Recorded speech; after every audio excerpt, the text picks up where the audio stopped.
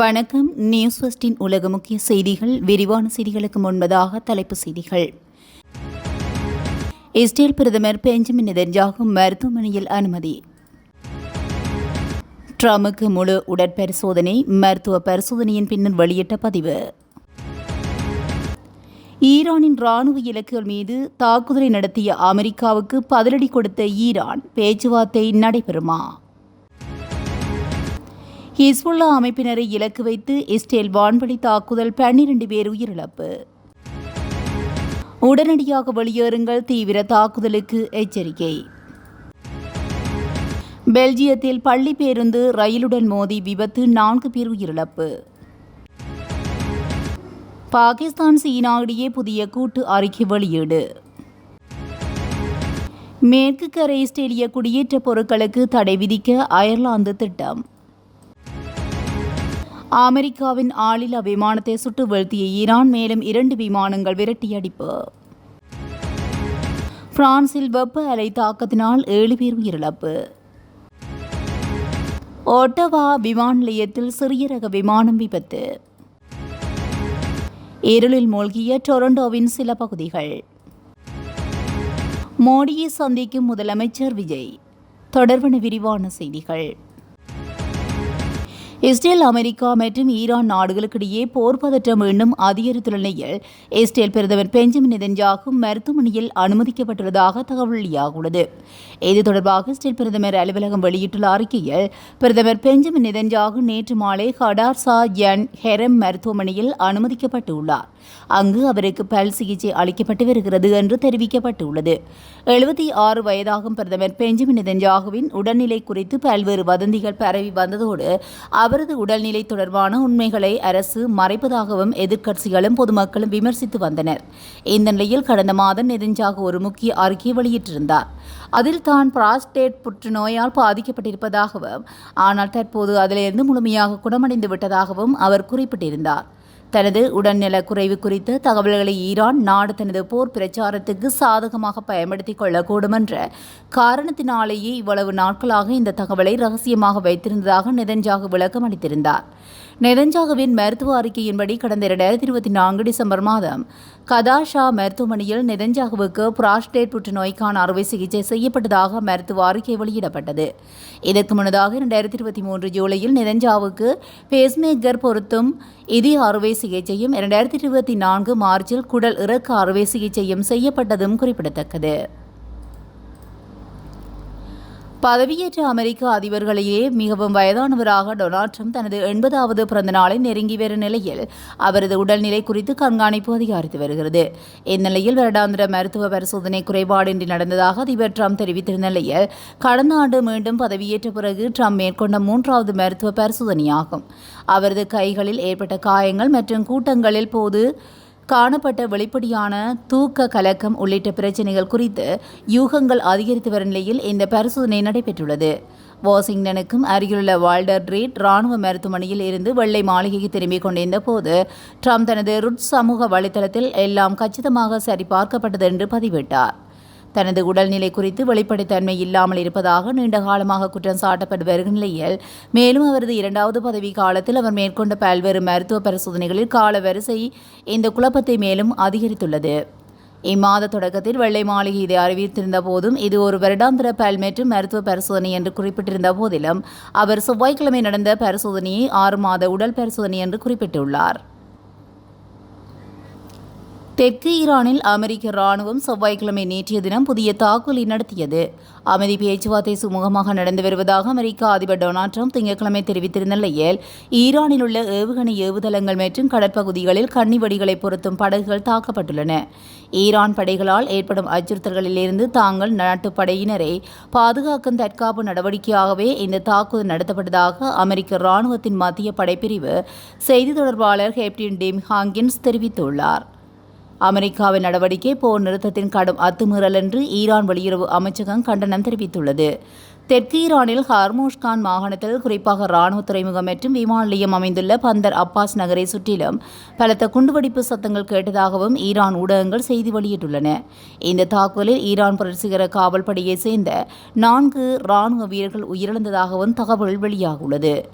இந்த நிலையில் அமெரிக்க படைகள் தெற்கு ஈரானில் தற்காப்பு தாக்குதலை நடத்திய நிலையில் அதற்கு பதிலடியாக ஈரானும் தாக்குதலை நடத்தியுள்ளது. அமெரிக்காவின் இந்த தாக்குதலுக்கு பதிலடி கொடுக்கும் வகையிலே ஈரானிய வான் எல்லைக்கு நுழைந்த அமெரிக்காவின் MQ-9 ஆளில்லா விமானத்தையும் ஈரானிய புரட்சிகர பாதுகாப்பு படையின் வான் பாதுகாப்பு பிரிவுகள் சுட்டு வீழ்த்தியது என்று கூறியுள்ளது. மேலும் ஒரு RQ-4 ஆளில்லா விமானம் மற்றும் F-35 போர் விமானம் மீதும் தாக்குதல் நடத்தியுள்ளதாகவும் அந்த பாதுகாப்படை தனது ஷெபாஸ் நியூஸ் இணையதளத்தில் வெளியிட்ட அறிக்கையில் கூறியுள்ளது.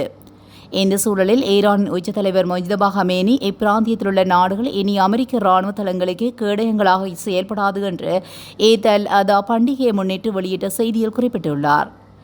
பிப்ரவரி 28 அன்று தொடங்கி வளைகுடா முழுவதும் பரவிய போரை நிரந்தரமாக முடிவு கொண்டு வருவதற்கான ஓர் ஒப்பந்தத்தை எட்டுவது இலக்காக கொண்டு ஈரானும் அமெரிக்காவும் தனது பேச்சுவார்த்தைகளை மேற்கொண்டு வரும் நிலையில் இந்த தாக்குதல் குறித்து செய்திகளும் அறிக்கையும் வெளியாகியுள்ளமை மக்களிடையே பல சந்தேகங்களை எழுப்பியுள்ளது. லெபனான் நாட்டில் இஸ்ரேல் நேற்று நடத்திய வான்வழி தாக்குதலில் 12 பேர் உயிரிழந்ததாக சர்வதேச ஊடகங்கள் தெரிவித்துள்ளன. லெபனானின் கிழக்கு பகுதியில் பீகா பள்ளத்தாக்கு அமைந்துள்ள இடத்தில் இந்த தாக்குதல் நடத்தப்பட்டுள்ளது.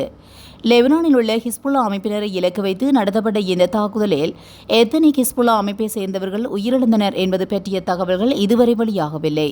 ஹிஸ்புல்லா குழுவை நோக்கி லெபனான் முழுவதும் மிகவும் தீவிரமான தாக்குதலை நடத்துவதற்கு தான் ஒப்புதல் அளித்திருப்பதாகவும் இஸ்ரேலிய பிரதமர் நெதன்யாகு கூறியதைத் தொடர்ந்தே இந்த தாக்குதல் நடத்தப்பட்டுள்ளதாகவும் தெரிவிக்கப்பட்டுள்ளது.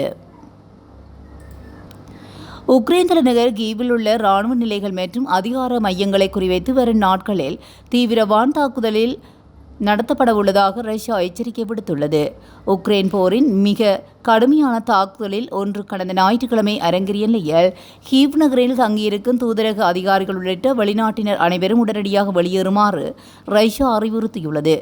அண்மையில் ரஷ்யாவின் பகுதியில் உள்ள மாணவர் விடுதியொன்றில் உக்ரைன் நடத்திய ட்ரோன் தாக்குதலுக்கு பதிலடியாகவே இந்த நடவடிக்கை எடுக்கப்படுவதாக ரஷ்யாவின் வெளியுறவு அமைச்சர் தெரிவித்துள்ளார். இருப்பினும் ரஷ்யாவின் இந்த எச்சரிக்கையை வெறும் மிரட்டல் என்று உக்ரைன் ஐரோப்பிய யூனியன் நிராகரித்துள்ளன. உக்ரைன் வெளியுறவு அமைச்சர் ஆண்ட்ரி ஜிபிகா கூறுகையில் ரஷ்யாவின் இந்த மிரட்டலுக்கு பயந்து உக்ரைனின் நட்பு நாடுகள் பின்வாங்கக்கூடாது என்று வலியுறுத்தினார். இதேபோல் கீவ் நகரில் உள்ள ஐரோப்பிய யூனியன் தூதரக குழுவின் தலைவர் ஹத்தரினா மாதர்னோவா மக்களிடையே பீதியை ஏற்படுத்துவதே ரஷ்யாவின் நோக்கம் என்றும் ஐரோப்பிய நாடுகள் கீவ் நகரை விட்டு எங்கும் செல்லாது உக்ரைனுடன் தொடர்ந்தும் துணை நீக்கும் என்று திட்டவட்டமாக தெரிவித்தார். பெல்ஜியத்தின் வடக்கு பகுதியில் உள்ள பெக்கென்கவுட் என்ற கிராமத்தில் நேற்று காலை பள்ளி மாணவர்களை ஏற்றி சென்ற மினி பஸ் மீது ரயில் மோதியுள்ளது. இந்த விபத்தில் 4 மாணவர்கள் சம்பவ இடத்திலேயே பரிதாபகரமாக உயிரிழந்தனர். மேலும் 2 பேர் படுகாயமடைந்தனர். தகவல் அறிந்து அங்கு விரைந்து சென்ற மீட்புக் குழுவினர் மீட்பு நடவடிக்கைகளில் ஈடுபட்ட போது பள்ளி மாணவர்கள் சென்ற மினி பஸ் மீது ரயில் மோதிய சம்பவம் அப்பகுதியில் பெரும் அதிர்வல்களை ஏற்படுத்தியுள்ளது. விபத்து குறித்து ஆழ்ந்த வருத்தத்தை பதிவு செய்துள்ள பெல்ஜிய உள்துறை மந்திரி விபத்தில் சிக்கியவர்கள் குடும்பத்தினருக்கு ஆறுதல் தெரிவித்தார். காயமடைந்தவர்கள் விரைவில் மீண்டு வர வேண்டும் என சமூக வலைதளத்தில் பதிவிட்டுள்ளனர். பாகிஸ்தானுக்கும் சீனாவுக்கும் இடையிலான மூலோபாய உறவுகளை மேலும் ஆழப்படுத்தவும் இரு நாடுகளின் கூட்டு பொருளாதார பெருவழியை வலுப்படுத்தவும் குவாடர் துறைமுகத்தை பிராந்திய இணைப்பு மையமாக மாற்றவும் இரு நாடுகளும் ஒரு புதிய பரந்த உடன்பாட்டை எட்டியுள்ளன. பாகிஸ்தான் பிரதமர் ஷெபாஸ் ஷெரீப் சீனாவுக்கான உத்தியோகபூர்வ விஜயத்தை நிறைவு செய்துள்ள நிலையில் இந்த கூட்டு அறிக்கை வெளியாக உள்ளது. பாகிஸ்தான் முதலீடுகளை ஈர்க்க முயன்று வரும் அதேவேளையில் ஆப்கானிஸ்தானுடனான பதற்றங்களை கையாள்வதிலும் அமெரிக்கா, இஸ்ரேல் மற்றும் ஈரான் இடையிலான போரில் மத்தியஸ்தம் செய்வதிலும் ஈடுபட்டுள்ள ஒரு முக்கிய காலகட்டத்தில் இந்த விஜயம் அமைந்துள்ளது. பெய்ஜிங்கில் சீன ஜனாதிபதி ஷி ஜின்பிங் மற்றும் பிரதமர் லீ ஷியாங் ஆகியோரை ஷெபாஸ் ஷெரீப் சந்தித்த பின்னர் இந்த அறிக்கை வெளியிடப்பட்டுள்ளது. இதன் மூலம் சீனா பாகிஸ்தான் பொருளாதார பெருவழி திட்டத்தின் கீழ் 1300 கிலோமீட்டர் நீளமுள்ள காரகோராம் நெடுஞ்சாலையை மேம்படுத்தவும் குவாடர் துறைமுகத்தை அபிவிருத்தி செய்யவும் இருதரப்பு ஒப்புக்கொண்டுள்ளன. பாகிஸ்தானில் உள்ள சீன பணியாளர்கள் மற்றும் திட்டங்களின் பாதுகாப்பை உறுதி செய்வதற்கான இலக்கு வைக்கப்பட்ட நடவடிக்கைகளை எடுப்பதாக பாகிஸ்தான் உறுதியளித்துள்ளது. அதேவேளையில் தாய்வான் விவகாரத்தில் ஒரே சீனா என்ற கொள்கைக்கு பாகிஸ்தான் தனது ஆதரவை மீண்டும் உறுதிப்படுத்தியுள்ளது. அத்தோடு பாகிஸ்தான், தாலிபான் போன்ற பயங்கரவாத அமைப்புகள் பிராந்திய பாதுகாப்புக்கு அச்சுறுத்தலாக விளங்குவதை தடுப்பதில் ஆப்கானிஸ்தானுடன் பேச்சுவார்த்தையை வலுப்படுத்துவதற்கான சீனாவின் முயற்சிகளையும் பாகிஸ்தான் வரவேற்றுள்ளது.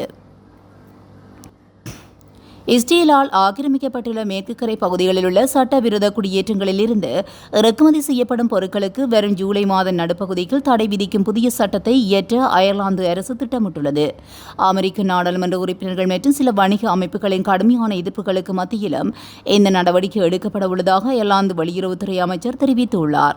அமைதியான தீர்வை நோக்கிய அயர்லாந்து தொடர்ந்தும் குரல் கொடுத்து வருவதாகவும், ஆனால் இஸ்ரேல் அரசின் தற்போதைய நடவடிக்கைகள் குறிப்பாக மேற்கு கரையில் அதிகரித்து வரும் குடியேற்றவாசி வன்முறை மற்றும் லெபனானை தொடரும் தாக்குதல்கள் ஆகியவை இஸ்ரேலுக்கு அமைதியில் உடன்பாடில்லை என்பதை தெளிவாக காட்டுவதாகவும் அவர் செய்தியாளர்களிடம் குறிப்பிட்டுள்ளார். காசா மீதான இஸ்ரேலின் போரை தொடக்கம் முதலே கடுமையான விமர்சித்து வரும் அயர்லாந்து அரசு இந்த குடியேற்றங்களுக்கு எதிரான பொருளாதார தடைகளை விதிப்பதாக முதலில் 2024ஆம் ஆண்டு வாக்குறுதி அளித்திருந்தது.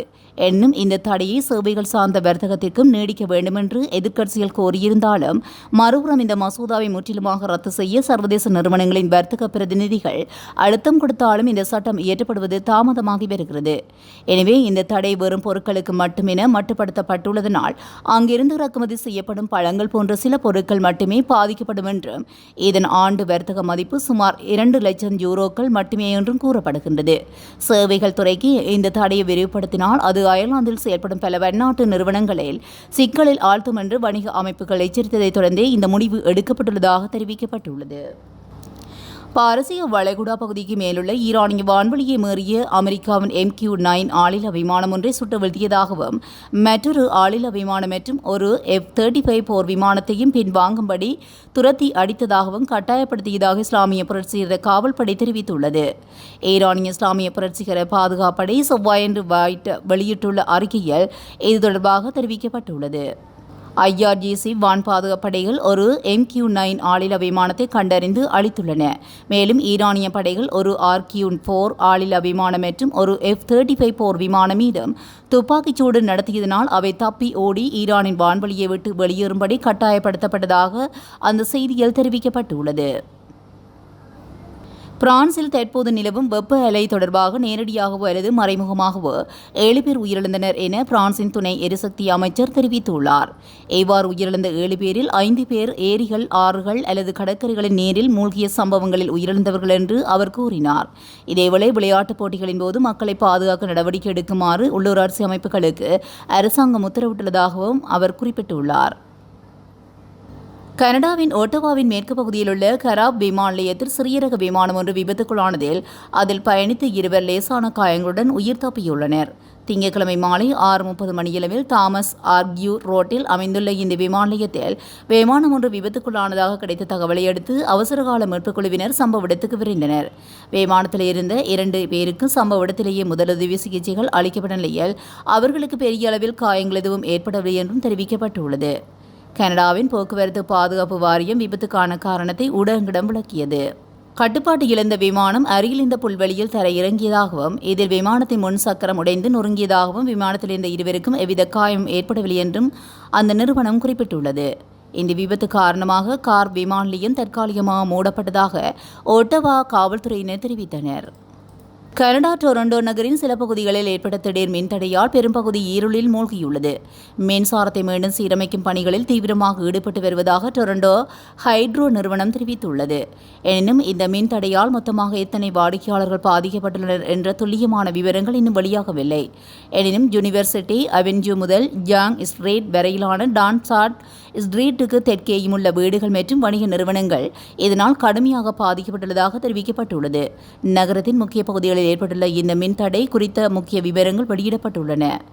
மின்தடை காரணமாக பல இடங்களில் போக்குவரத்து சமிஞ்சை விளக்குகள் வேலை செய்யவில்லை என்றும் டொரண்டோ காவல்துறை உறுதிப்படுத்தியுள்ளது. எனவே வாகன சாரதிகள் அந்த சந்திப்புகளை 4 வழி நிறுத்தங்களாக கருதி கவனமாக வாகனங்களை இயக்குமாறு அறிவுறுத்தப்பட்டுள்ளனர். தமிழ்நாடு முதலமைச்சர் விஜய் இன்று பிரதமர் மோடியை சந்திக்க உள்ளதாக இந்திய ஊடகங்கள் செய்தி வெளியிட்டுள்ளன. அந்த வகையில் முதலமைச்சர் விஜய் இன்று மாலை 5 மணிக்கு பிரதமர் மோடியை சந்தித்து கலந்துரையாட உள்ளதாக தெரிவிக்கப்படுகிறது. மேலும் இதற்காக இவர் இன்று முற்பகல் 10 மணிக்கு தனி வானூர்தி மூலமாக டெல்லிக்கு புறப்பட உள்ளார். அத்துடன் மத்திய அமைச்சரவையையும் முதலமைச்சர் விஜய் சந்திக்க திட்டமிட்டிருப்பதாக கூறப்படுகிறது. இந்த சந்திப்பின் போது தமிழ்நாடு தொடர்பான கோரிக்கைகள் அடங்கிய மனுவை முதலமைச்சர் விஜய் அளிக்க வாய்ப்பு இருப்பதாக தெரியவந்துள்ளது. இதுபோன்ற செய்திகளை உடனுக்குடன் தெரிந்து கொள்ள நியூஸ் ஃபர்ஸ்டுடன் இணைந்திருங்கள். நன்றி, வணக்கம்.